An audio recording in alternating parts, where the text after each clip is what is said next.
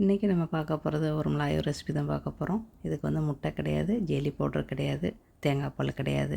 Main பொருள்னா 3 பொருளை வச்சு இந்த ரெசிபி செய்ய போகிறோம். டேஸ்ட்டு வேறு லெவலாக இருக்கும். நீங்கள் ட்ரை பண்ணி பாருங்கள். நம்ம சேனல் இது வரைக்கும் சப்ஸ்கிரைப் பண்ணிக்கிறேங்க. Welcome back my channel. அஸ்ஸலாமு அலைக்கும். ஹாய் ஃப்ரெண்ட்ஸ், எல்லோரும் எப்படி இருக்கிறீங்க? நல்லா இருக்கிறீங்களா? இதுக்கு தேவையான பொருட்களை பார்க்கலாம். நான் இன்றைக்கி 16லேருந்து 17 கப்புள்ள தான் செய்ய போகிறேன். அதுக்கு நான் வந்து போட்டிருக்க வந்து அரை கப்பு நாட்டு சக்கரை போடுறேன். நீங்கள் அரை கப்பு கூட 3/4 கப்பு நாட்டு சக்கரை போட்டுக்கிறோங்க. 1/4 கப்பு வெள்ளை சீனி போடுறேன். இது இனிப்பு வந்து எனக்கு வந்து கரெக்டாக இருக்கும். நீங்கள் இனிப்பு வேண்டாம், எக்ஸ்ட்ரா கொஞ்சம் கூட்டிக்கிறங்க, ரொம்ப கூட்ட வேண்டாம். இப்போ இது தண்ணி 2 கப்பு நான் ஊற்றிருக்கிறேன். 2 கப்பு தண்ணி போட்டு நம்ம வந்து கொதிக்க வச்சுக்கிட்டு இருக்கிறோம். இதில் வந்து பண்டாங்கல்ல போட்டு நல்லா வாசமாக இருக்கும். இன்றைக்கி நம்ம செய்ய போகிறது 3 பொருளை வச்சு தான் இந்த பலகாரம் செய்ய போகிறோம். இது ஜேலி ஸ்டைலில் இருக்கும். ஜேலியெல்லாம் போடாமையே ஜேலி மாதிரி இது இருக்கும். அருமையாக இருக்கும். டேஸ்ட்டு ட்ரை பண்ணி பாருங்கள். இப்போ நம்மளுடைய சக்கரை வந்து நல்லா கரைஞ்சிருச்சு. இப்போ அடுப்பு அடைச்சிட்டு வடிகட்டிக்கிறேங்க. இதுக்கு வந்து நம்ம கிழங்கு மாவு வந்து அரை கப்பு போடணும். மைதா மாவு வந்து நம்மளுக்கு 1 கப்பு வேணும் இதுக்கு. சரி, இது வந்து நிறையவே வரும். ஒரு 16லேருந்து 18 கோய் வரும், உங்களுக்கு கப்பு வரும். எல்லாத்தையும் மிக்சிலே போட்டுருங்க. போட்டுட்டு சுண்ணாம்பு வந்து கொஞ்சம் தான் எடுக்கணும். நம்ம வெத்திலைக்கு சாப்பிட்ற சுண்ணாம்பு கொஞ்சோன்னு எடுத்து நல்லா ஒரு 50 மில்லி தண்ணியில் நல்லா கலந்துக்கிட்டு இதில் வந்து 1 ஸ்பூன் மட்டும் தான் யூஸ் பண்ண போகிறோம். சின்ன ஸ்பூனில் 1 ஸ்பூன் போட்டாலே உங்களுக்கு போதும்.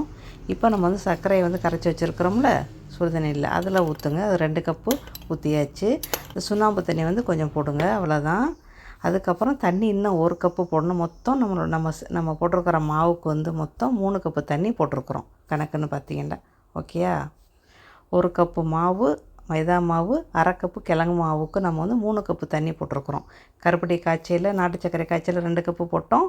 அப்புறம் இப்போ மிக்சியில் அரைக்கும்போது 1 கப்பு போட்டிருக்குறோம். இதுதான் அளவு. இந்த மாதிரி அதாவது வட்டலப்பத்துக்கு மாதிரி நம்மளுக்கு தண்ணியாக இருக்கணும். ரொம்ப திக்காக இருக்கக்கூடாது நம்மளுடைய மாவு. அப்போ தான் நம்மளுடைய கூவை வந்து நல்லா சாஃப்டாக நல்லாவே ஆக்கறக்கா மாதிரியே வரும்.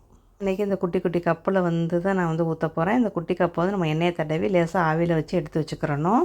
சரியா? இந்த டயத்தில் நம்ம என்ன செய்யணும், தண்ணியை கொதிக்க வச்சிடணும். நம்ம வந்து வேக வைக்க போகிறோம். இட்லி பாத்திரமாக இருந்தாலும் ஓகே தான். இப்போ நம்ம ஜக்கில் இருந்து இப்போ ஊற்றணும். இவ்வளவு தண்ணியாக தான் இருக்கணும். ரொம்ப திக்காக இருக்கக்கூடாது. இது மட்டும்தான் ரொம்ப ரொம்ப முக்கியமானது. அப்புறம் சுண்ணாம்பு போட விருப்பம் இல்லைன்னா ஸ்கிப் பண்ணிடுங்க. சுண்ணாம்பு போட்டிங்கன்னா இத்தனைக்கோன்னு தான் நீங்கள் இத்தனைக்கோன்னு எடுத்து தான் நீங்கள் வந்து கரைச்சிக்கிறணும். அதிகமாக போட்டிங்கன்னா சுண்ணாம்பு வாடையாக இருக்கும், அதை பார்த்துக்கிறணும். ஓகே, வேணாட்டா ஸ்கிப் பண்ணிடுங்க. இது வந்து கிராமத்து முறைப்படி செய்கிற முறை இது.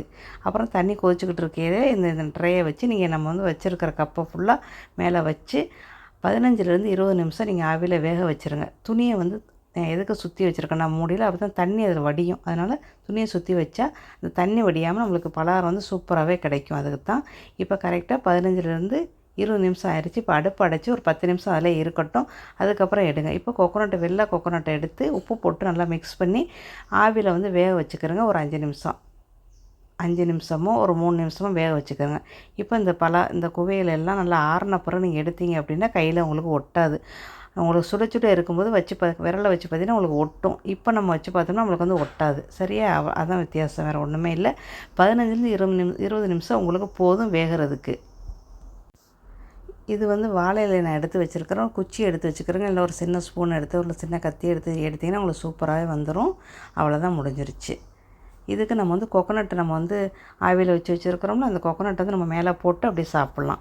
உங்களுக்கு வந்து வாழை இலை இல்லைன்னா கீழே வந்து கொக்கனட்டை பரவலாக போட்டுட்டு அதுக்கப்புறம் இந்த பலகாரத்தை இந்த குவையை என்ன செய்யுங்க எடுத்து அதில் வைங்க. ஏன்னா இதில் வந்து பிசு தன்மை லேசாக இருக்கும். சரியா? அதுக்கு தான் நம்ம கொக்கனட்டை வைக்கணும். இப்போ நான் கொஞ்சம் கொக்கனட்டை வச்சு நான் உங்களுக்கு காட்டுறேன் பாருங்கள். அந்த கப்புக்கு மேலேயும் வைக்கலாம், கப்பை திருப்பிக்கிட்டு வைக்கலாம், இந்த மாதிரி பிரட்டியும் வைக்கலாம். இது உங்களுக்கு இந்த மாதிரி கப்பு இல்லைன்னா ஒன்றும் பிரச்சனை. ஆக்கறக்காய் ஊற்றுற ட்ரை இருந்தால் கூட நீங்கள் அதில் கூட ஊற்றி நீங்கள் வந்து செஞ்சுக்கரலாம். செஞ்சு கட்டிங் பண்ணி இந்த மாதிரி கொக்கோனட்டில் மிக்ஸ் பண்ணி சாப்பிட்லாம். அவ்வளோதான். இன்றைக்கி நான் வந்து எல்லாத்தையும் கொக்கோனட்டில் மிக்ஸ் பண்ணிவிட்டேன். உங்களுக்கு வந்து நாளைக்கு மறுபடியும் நீங்கள் சாப்பிட்ணும் அப்படின்னா பாதி எடுத்து நீங்கள் வந்து ஐஸ் பெட்டிக்கில் வச்சு கொக்கோனட்டை மட்டும் மிக்ஸ் பண்ணாமல் வச்சுட்டீங்கன்னா 2 நாள்லேருந்து 4 நாள் வரைக்குமே நீங்கள் வச்சு சாப்பிட்லாம். ஓகே, எவ்வளோ சாஃப்டாக இருக்குன்னு பாருங்கள். சாப்பிடும் அவ்வளோ டேஸ்ட்டாக இருக்கும். பொருள் ரொம்ப குறைவு தான். கண்டிப்பாக ட்ரை பண்ணி பாருங்கள். அதுக்கு மேலே உங்களுக்கு கிழங்கு மாவு கிடைக்கல அப்படின்னா சோள மாவை ட்ரை பண்ணி பாருங்கள். நான் ட்ரை பண்ணதில் நீங்கள் ட்ரை பண்ணி பார்த்துக்கிறங்க. ஓகே, அரை கப்புக்கு சோள மாவு போட்டுக்கிறோங்க. அடுத்த பதில் சந்திக்கலாம். அஸ்ஸலாமு அலைக்கும். வலைக்கம்.